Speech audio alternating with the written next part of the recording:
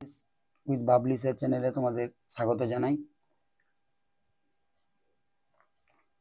এখানে একটা বাক্য লিখেছি, the principal along with his students dash planting trees for 2 hours full stop. এখানে ভার্ব দিয়ে শূন্যস্থানটি পূরণ করতে হবে। এই ভার্ব দিয়ে শূন্যস্থান পূরণ করতে গেলে দেখা যাচ্ছে যে এখানে একদিকে সাবজেক্টের অংশে প্রিন্সিপাল আছে, আবার তারই শেষ অংশে স্টুডেন্টস আছে। এই দ্বিমুখী একবচন বহুবচনের বিভ্রান্তির মধ্যে আমরা পড়ে যাই।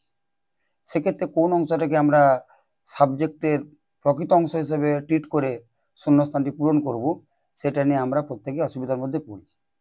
এই টপিকটা শুধুমাত্র স্কুল নয়, কলেজ নয়, আরও অন্যান্য পরীক্ষাতে, প্রায় সমস্ত রকম পরীক্ষাতে এটা পেয়ে থাকি আমরা।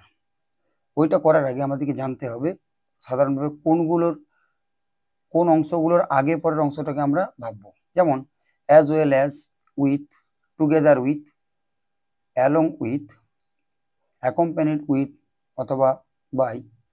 এক্ষেত্রে এর পূর্ববর্তী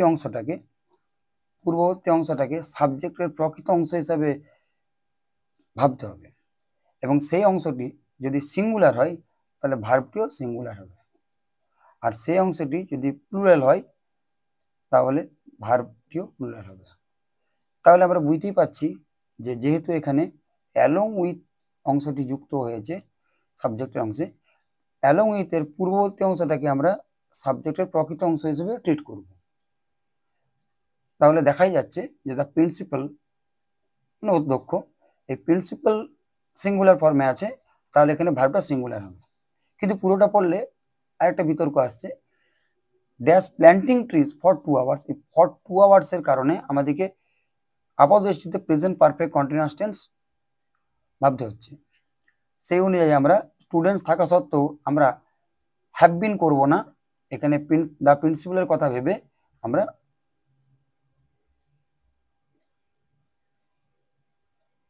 হ্যাজ বিন করব। তাহলে পুরোটা পড়ছি, the principal along with his students has been planting trees for 2 hours।